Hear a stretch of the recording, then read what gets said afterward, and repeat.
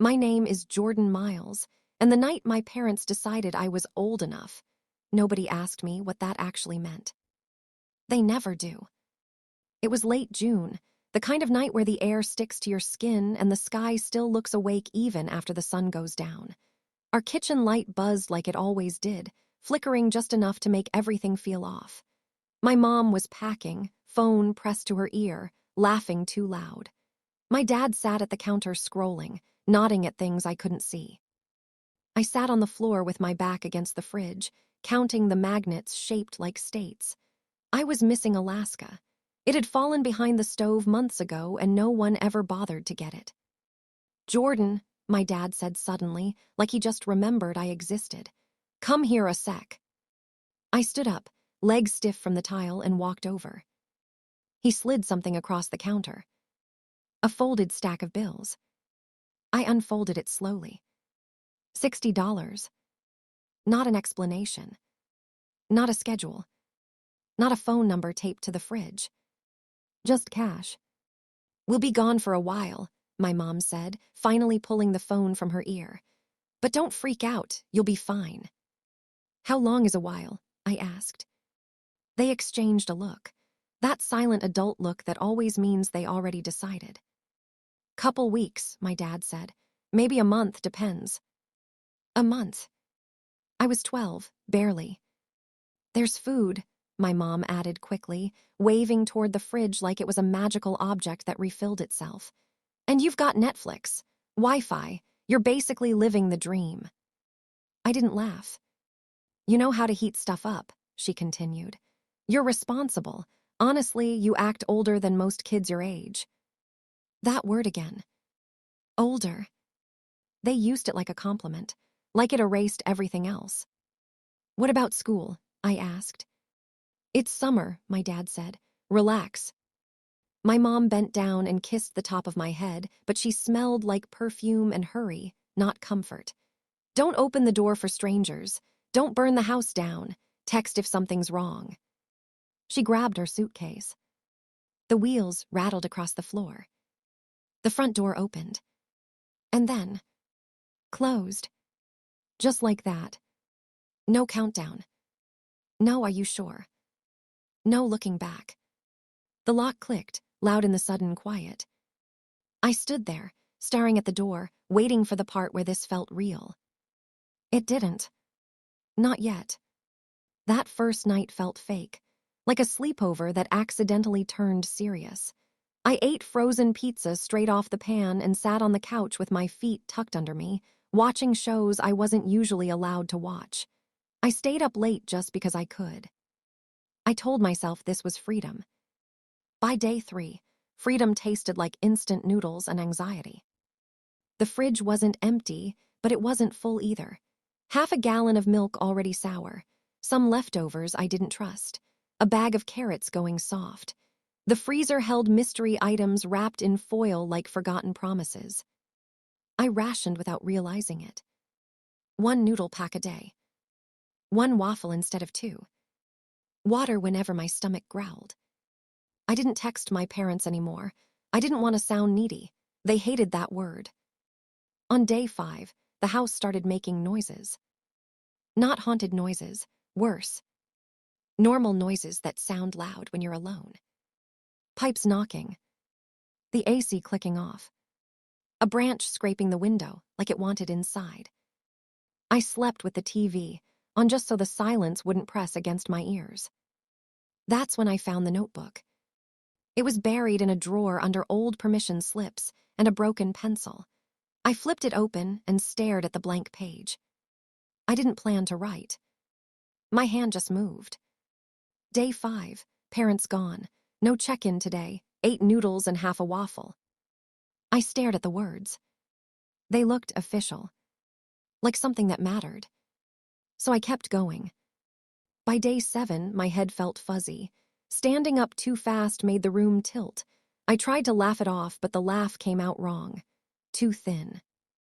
I sat on the kitchen floor and leaned my head against the cabinet. "This is stupid," I whispered to nobody.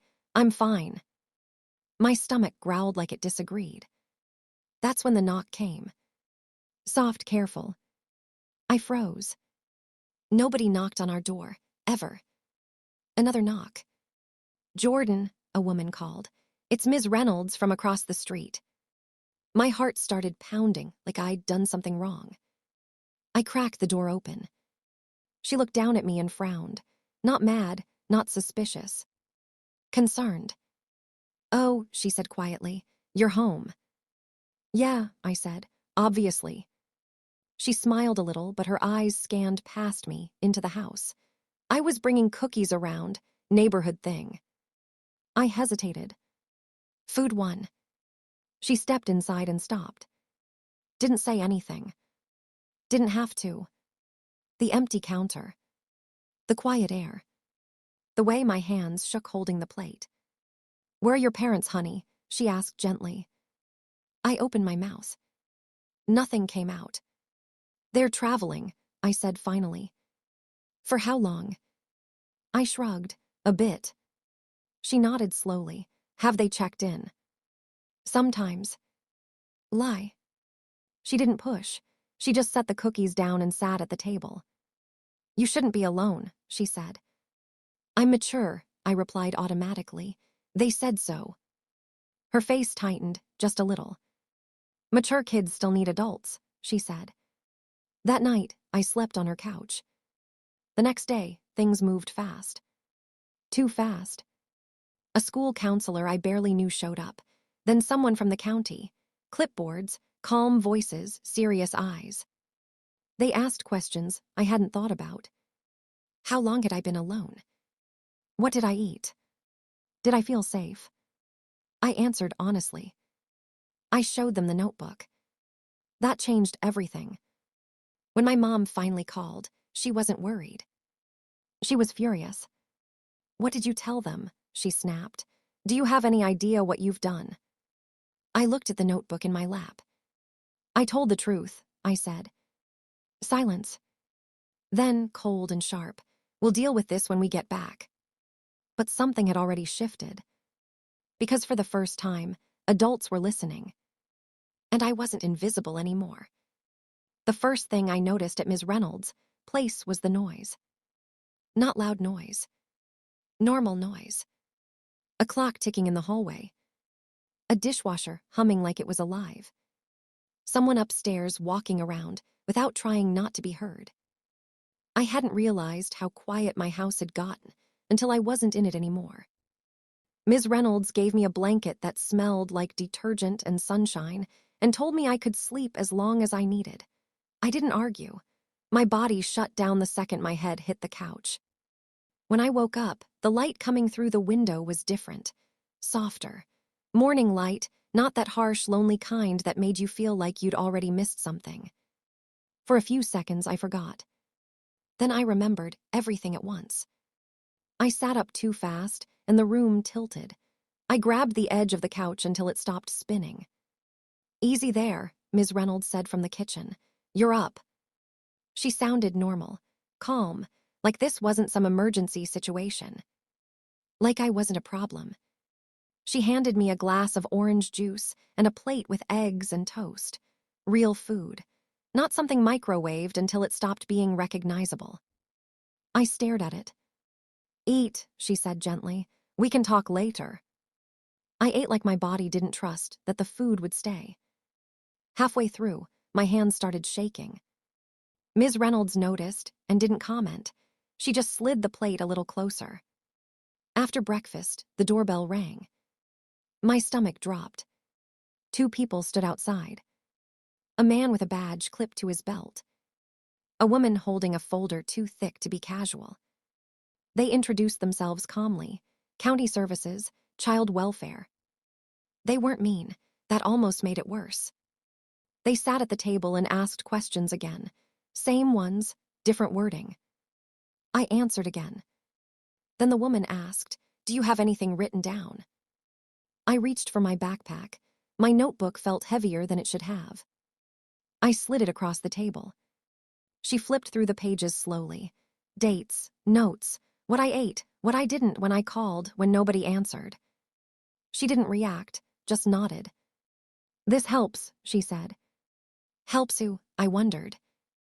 Later that afternoon, they told me I wouldn't be going home yet. Just for now, the man said, until we sort things out.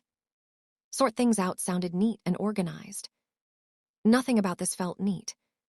They asked where I felt safe. Ms. Reynolds didn't even hesitate. He can stay here. I looked at her, surprised. She smiled at me. If you want. I nodded. I didn't trust my voice. That night, my parents finally called together. Speakerphone. Their faces filled the screen like nothing had changed, like they hadn't left me counting noodles. What is going on? My dad demanded. Why are people saying you were abandoned? Abandoned. The word hit harder than I expected. We didn't abandon you, my mom snapped. We trusted you. Trusted. Another word they like to hide behind. You trusted me to not need you, I said quietly. My mom rolled her eyes. Jordan, don't exaggerate. You had food, money, a roof over your head.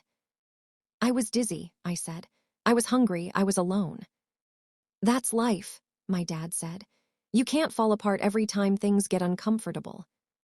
Ms. Reynolds leaned into the frame. With respect, sir, your child is 12.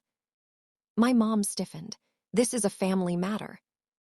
And now, the woman from the county said calmly, it's a safety matter. The call ended badly. No apologies. No, are you okay? Just warnings about consequences. Afterward, I sat in the guest room staring at the ceiling. I wasn't sad yet. I was angry. Not explosive anger, cold anger, the kind that settles in your chest and stays there. The next few days blurred together. Meetings. Paperwork. Adults talking around me, then slowly realizing they should talk to me. School started summer sessions. I went from Ms. Reynolds' kitchen table. She packed my lunch every morning like it was normal. Kids asked questions. Why are you staying with her? I shrugged. Stuff. I didn't want pity. At night, I added more to the notebook. Not just facts anymore. Feelings. How it felt to realize my parents were more worried about their image than me. How quiet anger was louder than yelling. How being called mature had really meant inconvenient. One afternoon, the caseworker came back with updates. They're coming home early, she said. They want to meet. My stomach flipped. When? I asked. 3 days. 3 days to prepare for something I didn't know how to face. Ms. Reynolds sat with me later that night. You don't owe them forgiveness, she said gently. Not yet, not ever if you don't want. I don't want to hurt them, I said. She nodded. Telling the truth isn't hurting them. Their choices did that. I went to bed thinking about that. Truth as a weapon. Or a shield. When we went back to my house before the meeting, it felt smaller. Like it had shrunk while I was gone. The fridge was full now, too full. Groceries stacked like an apology nobody said out loud. My notebook sat open on the table. My phone was charging, videos queued up. The adults took their places. And then, the door opened. Suitcases, familiar footsteps, my mom's perfume hit the air. She stopped when she saw everyone. What is this? She whispered. The caseworker introduced herself. My dad tried to joke, failed. My mom's eyes locked on me. You could have called, she said. I did, I replied. You didn't answer. Silence. Then the videos played. My voice from days earlier filled the room. Small, tired, honest. My mom covered her mouth. My dad sat down hard. This isn't happening, she whispered. But it was. And it had been happening long before anyone showed up. The caseworker spoke carefully, words like neglect, supervision, temporary placement. My parents argued, deflected, justified. Then my mom turned to me. Tell them you're okay, she pleaded. Tell them we made a mistake. I stood up. My knees shook, but my voice didn't. I wasn't okay, I said, and I don't want to pretend anymore. That was the moment I saw it. Not anger. Fear. They were afraid of losing control. For the first time, I was. The night after the confrontation, I didn't sleep much. My room at Ms. Reynolds was quiet, safe, and smelled like laundry detergent and vanilla candles. But even the calm couldn't quiet my brain. I kept replaying everything: my mom's shocked face, my dad's stunned silence, the caseworker's calm authority, the way my own small voice sounded in those videos. I realized something crucial. I wasn't invisible anymore. Not to the adults. Not to anyone who mattered. And for the first time in my life, that felt powerful. Next morning, Ms. Reynolds made pancakes. Real pancakes. I drizzled syrup over them while the caseworker, Miss Lopez, sat across the kitchen table reviewing a folder of papers. She glanced up at me. "You ready?" I nodded. I didn't know what I was ready for, but I wasn't going to chicken out. The plan was simple in theory. We were going back to my house to meet my parents, go through everything: my notes, the videos, the groceries, the evidence of neglect, and make sure the adults understood that this wasn't about punishment. It was about safety. It was about truth. The drive over felt like a movie scene, only I wasn't sure who was the hero and who was the villain. My hands tapped on the seat. I watched the passing streets, people going about normal lives. Kids riding bikes, parents walking dogs, neighbors chatting on porches. I wondered if anyone else had ever felt the way I had, alone in their own house while the world kept moving. When we pulled into the driveway, my stomach did flips. The sight of my house should have been comforting. It was. It felt heavy, like the walls remembered everything I'd gone through. We went inside, and the room smelled faintly of stale air. My notebook was already on the kitchen table.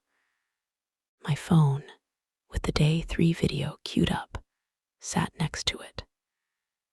Ms. Reynolds, Miss Lopez, and Mr. Hughes, my school counselor, stood around me. The folder of evidence was thick enough to choke anyone who thought this was minor. Then the door swung open.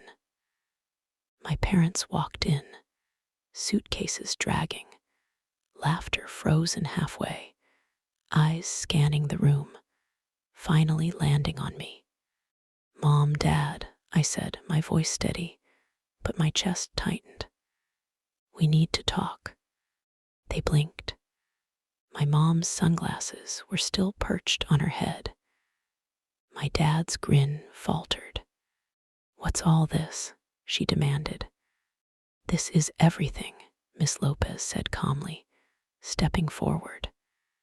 She introduced herself, outlined the purpose of the meeting, and set the rules. The videos played automatically. My voice, small and tired, filled the room. I watched my parents' expressions change, from annoyance to shock to fear. They couldn't look away. They couldn't pretend this wasn't real. The supervisor from the department spoke next, reading facts from the folder. The credit card that didn't work, the nearly empty pantry, call logs, screenshots from my mom's social media, proving she hadn't checked in. Evidence layered like a case file. My mom shook her head. "This isn't happening," she whispered. But it was happening. And this time, she couldn't scroll past it. She couldn't laugh it off. I stood taller than I expected. I felt the anger, the hurt, and the fear settle into something I could control. You always said actions have consequences, I said. This is your consequence, not mine. I didn't ask for this, but you left me alone. You chose Europe over me, and now everyone can see what that did. My dad's jaw tightened. My mom's eyes welled with tears, but I didn't back down. I wasn't the scared kid in the video anymore. I was the one holding the truth. The caseworker outlined next steps: supervised visits, mandatory counseling for my parents, temporary placement with Ms. Reynolds. Nothing dramatic. No yelling, no breaking things, but real, solid, unignorable. I sat back, feeling something shift. Relief, maybe. Power, definitely. For the first time, I wasn't just surviving. I was steering. I had a voice, and people listened. I could protect myself with the truth. That night, back at Ms. Reynolds' house, I sat at the table with my notebook. I wrote about every detail from the confrontation, every emotion, every thought. Layer by layer, the story became mine. Not scary, not secret, not forgotten. And as I twirled spaghetti around my fork, I realized something else. I was still me. Hungry before, scared before, alone before. But now I was stronger, smarter, and more visible than ever. I knew the road ahead wouldn't be easy. My parents would return, and the world wouldn't stop. But I wasn't invisible. I had witnesses. I had proof. I had truth. And truth, I realized, was stronger than fear. Stronger than silence. Stronger than $20 and a broken promise. I smiled to myself. This wasn't just survival anymore. This was my story. The morning of the hearing felt heavier than any night I'd spent alone. I woke up in Miss Reynolds' guest room, sunlight streaming through the blinds, birds chirping like nothing in the world had happened. But I knew better. I dressed carefully, not because I had to impress anyone, but because I wanted to look like someone who mattered. Not a kid left with $20 and a dead credit card. Someone who had a voice. Someone who deserved to be heard. Miss Lopez and Mr. Hughes rode with me to the courthouse. The car smelled faintly like coffee and leather. I stared out the window, seeing kids at bus stops, parents talking on phones, delivery trucks bouncing down the streets. Normal lives. Lives that my parents had taken for granted while I fought to survive in silence. Inside the courthouse, everything smelled like polished wood and nervous energy. People shuffled papers, whispered to each other, and tapped on phones. I clutched my notebook like a shield. It had every detail: the empty pantry, the half-eaten cereal, my video recordings, and every note I'd made about how scared I'd been. When my parents walked in, I felt a flicker of something: anger, disbelief, relief. Their eyes searched for control, like they were used to commanding rooms. But not this time. Not here. The judge called the hearing to order. My parents sat at one table, me at another, with Ms. Reynolds and Miss Lopez behind me. The supervisor from Child Protective Services, Miss Lopez had explained, would present the evidence, layer by layer, fact by fact, so there was no escaping reality. First, my notebook went up. The pages were open to the words I had written in shaky handwriting, underlined and highlighted. Then the videos. My small voice, tired, scared, but telling the truth, filled the room. The judge watched quietly, eyebrows furrowed, every word weighing heavily. My mom tried to interrupt once, her voice sharp, defensive.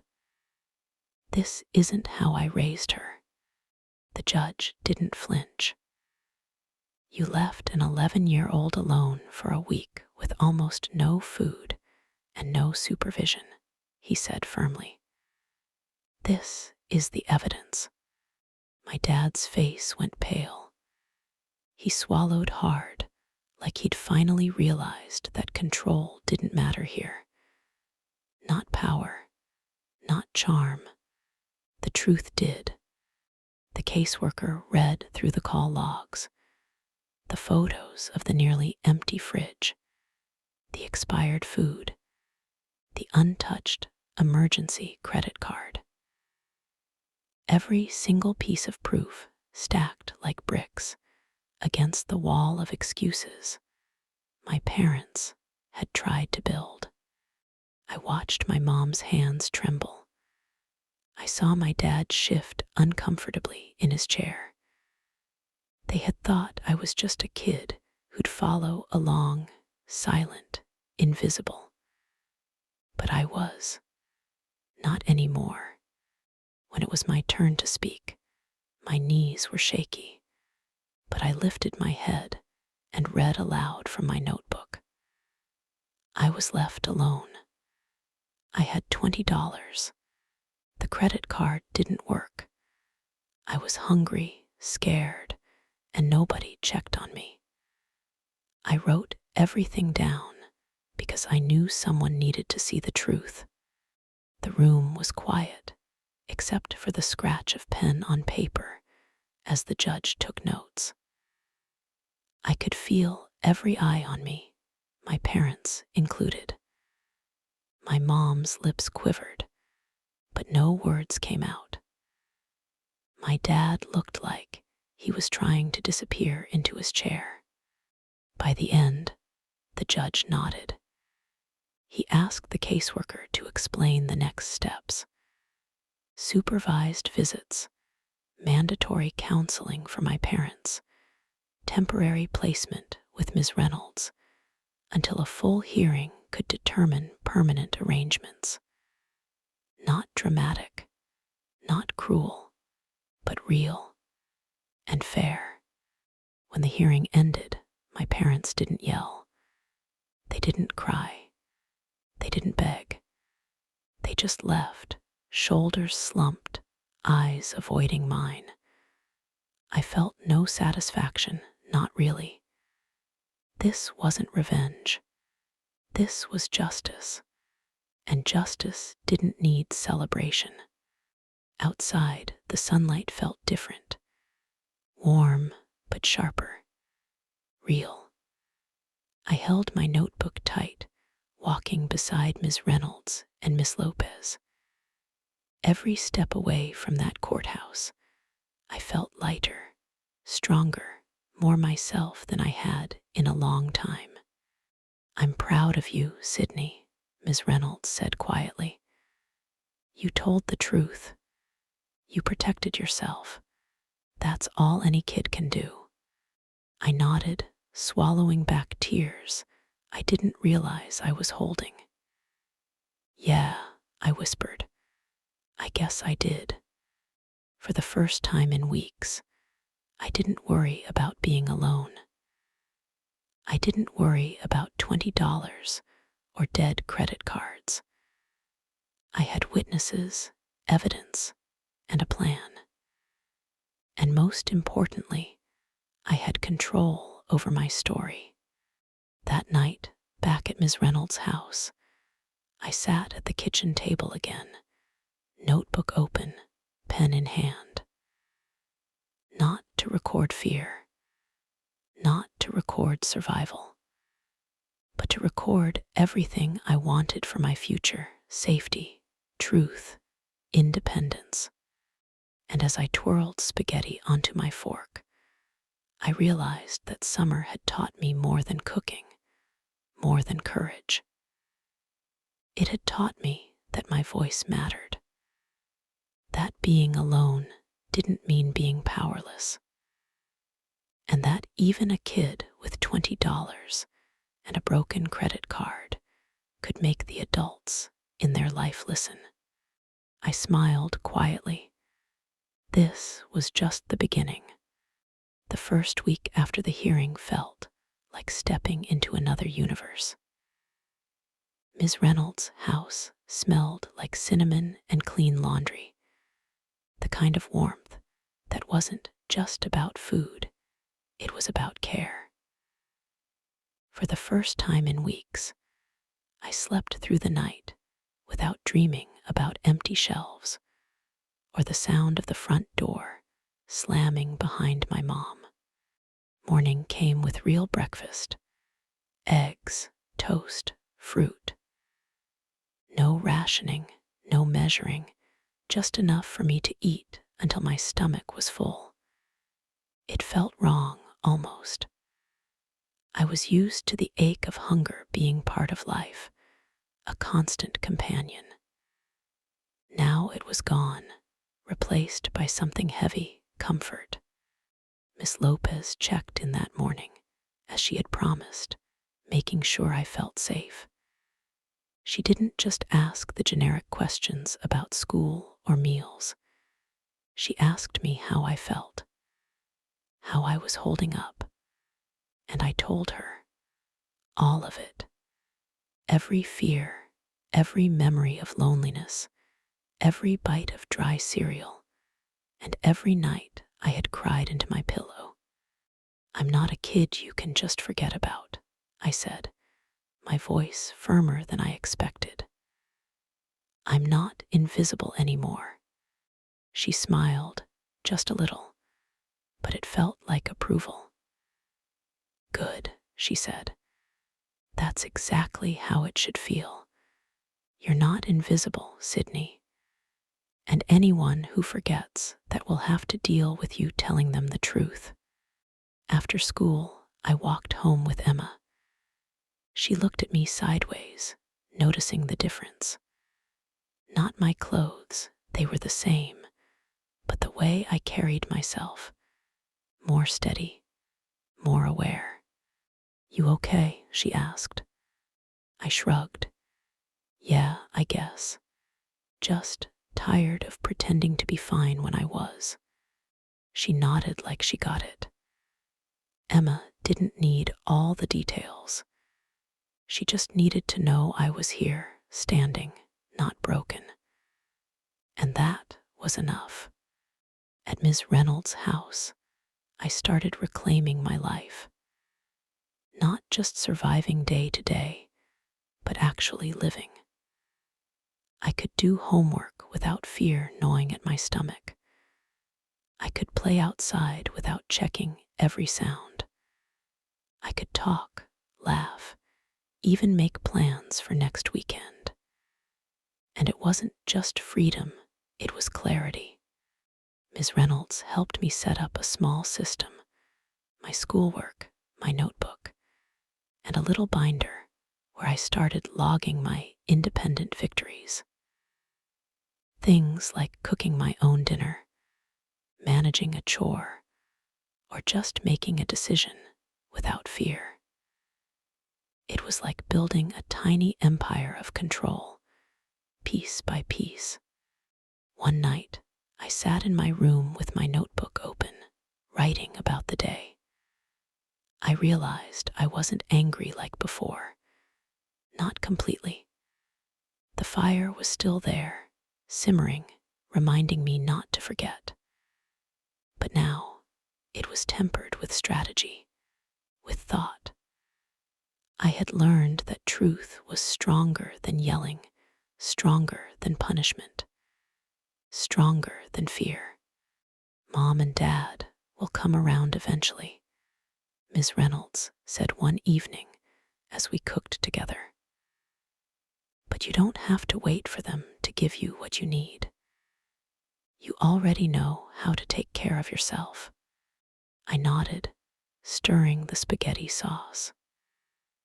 Yeah, I guess it's kinda like having my own life, even when they were supposed to be the ones keeping it together. She laughed softly. Exactly. And nobody can take that away from you, Sydney. Not ever. School was different now, too. Teachers looked at me differently, not just the way kids notice a quiet, independent student, but with respect. And some of that respect came from knowing my story. The principal even stopped me once in the hall to ask if I needed extra support. I said no, but smiled because it felt good to be seen. Emma and I started planning little adventures, bike rides, ice cream trips, even a sleepover at her place. For the first time, summer wasn't a shadow over me. It was a playground. I laughed louder, spoke louder, lived louder. The caseworker still checked in weekly, mostly to make sure I wasn't being pulled back into situations I wasn't ready for. Sometimes I groaned when she called, but I knew it wasn't about control. It was about safety. And safety now felt like a shield, not a cage. One evening, while writing in my notebook, I realized I hadn't thought about $20 in days. The emergency credit card never came back into the picture. The hunger, the fear, the loneliness, it was still part of me, buried deep, but no longer controlling me. And that felt powerful. I started planning for the future. Not like I had a choice in the past, being left alone, hopping someone noticed, but actual plans. Things I wanted to do, places I wanted to go, people I wanted to trust. The notebook transformed from a record of survival into a blueprint for independence. And then a message came from my mom. Short, awkward. Sydney, can we talk? I stared at it for a long time, my thumb hovering over the screen. The old instinct to apologize, smooth it over, pretend everything was fine flared up. But I remembered the videos, the notebook, the courtroom. I remembered every empty shelf, every unanswered call, every lonely night. I didn't reply immediately. Not yet. I had to think, weigh, and remember that my voice mattered. And when I finally typed back, it wasn't just words, it was power. I'm safe, I'm seen. When you're ready to talk like parents, not just vacationers, we can do that. Until then, this is my life. I hit send and set the phone down. For the first time, I didn't feel guilty. Not even a little. I had made a choice, and it wasn't about revenge. It was about surviving, thriving, being me. That night, I laid in bed, listening to the quiet hum of a house that cared for me. The world outside could still be chaotic. My parents could still be flawed. But here, in this moment, I was unshakable. And I knew, whatever came next, I was ready.